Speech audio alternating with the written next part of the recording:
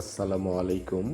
আমি মারুফ হাসান পলাশ @freedom.1971 আমার YouTube channel থেকে আপনাদেরকে জানাই শুভেচ্ছা ও অভিনন্দন। প্রিয় দর্শক শ্রোতা, দীর্ঘদিন পর আবার আপনাদের সামনে উপস্থিত হলাম নতুন আরেকটি টপিকস নিয়ে। বেশ কিছুদিন হলো আলোচনা হচ্ছে সাবেক প্রধানমন্ত্রী শেখ হাসিনার দেশে প্রত্যাবর্তন নিয়ে।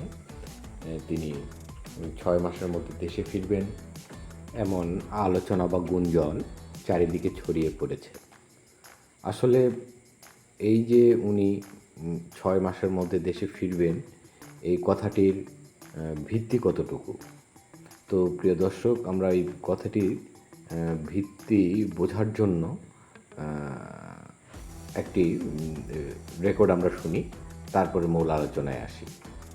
2009 সালে ক্ষমতায় এসে আমরা কিচ্ছু বলিনি। 2001 সালে যেভাবে আমার নেতাকর্মীদের হত্যা করা হয়েছিল, অত্যাচার হয়েছিল, আমরা তো কোনো প্রতিশোধ দিতে যাইনি, জনগণের উন্নয়নের দিকে নজর দিয়েছিলাম। এবারে দুটো কাজ একসাথেই হবে, উন্নয়নও হবে আর এই সমস্ত অপকর্ম যারা করছে তাদের সাজার ব্যবস্থা করা হবে। আল্লাহ যখন বাঁচিয়ে রেখেছেন, নিশ্চয়ই এই সমস্ত ময়লা আবর্জনা সাফ করার জন্য আমাকে বাঁচিয়ে রেখেছেন। কীভাবে আন্দোলন করতে হয় আর কীভাবে দাবি আদায় করতে হয় সেটা আমরা জানি। আওয়ামী লীগকে নিষিদ্ধ করবার তাদের কোনো রাইট নাই, কোনো অধিকার নাই। সমস্ত বন্দীদের মুক্তি দিতে হবে, প্রত্যেকটা বন্দীকে মুক্তি দিতে হবে। আওয়ামী লীগের নিষেধাজ্ঞা প্রত্যাহার করতে হবে। বিদ্যুৎ নাই, খাবার নাই, পানি নাই, গ্যাস নাই, কৃষকের সার নাই, শ্রমিকের কাজ নাই, প্রত্যেকের কাজের ব্যবস্থা করে দিতে হবে। এবং দেশের উন্নয়নের গতি স্থবির হয়ে গেছে, সেই গতিটা ফিরিয়ে আনতে হবে। এবং আমাদের স্পষ্ট কথা, অনতি বিলম্বে আমাদের প্রত্যেকটা বন্দী নেতাকর্মীকে মুক্তি দিতে হবে। মিথ্যা মামলা প্রত্যাহার করতে হবে, আওয়ামী লীগের উপর দিয়ে নিষেধাজ্ঞা প্রত্যাহার করতে হবে।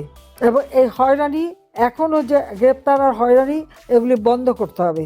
আর এটা যদি না করে আমরা বাধ্য হব যে আন্দোলন কর্মসূচি দিয়ে কিভাবে আন্দোলন করতে হয় আর কিভাবে দাবি আদায় করতে হয় সেটা আমরা জানি। আমরা এও জানি সোজা আঙ্গুলে ঘি ওঠে না। কাজে আজকে বসে বসে তারা ঘি খাবে আর বাংলাদেশের মানুষ না খেয়ে মরবে, এটা আমরা বরদাস্ত করবো না। আমি আছি, আমি থাকবো এবং আমি আসবো, খুবই দ্রুত আমি ফিরে আসবো। আল্লাহ যখন বাঁচিয়ে রেখেছেন, নিশ্চয়ই এই সমস্ত ময়লা আবর্জনা সাফ করার জন্য আমাকে বাঁচিয়ে রেখেছেন, আমি জানি। এবং আমার হাত দিয়ে এই বাংলাদেশ আবার উঠবে। 2041 সালে স্মার্ট বাংলাদেশ ইনশাআল্লাহ আমরা গড়ে তুলব। সবাইকে ধন্যবাদ। জয় বাংলা, জয় বঙ্গবন্ধু, বাংলাদেশ চিরজীবী হোক। খোদা হাফেজ।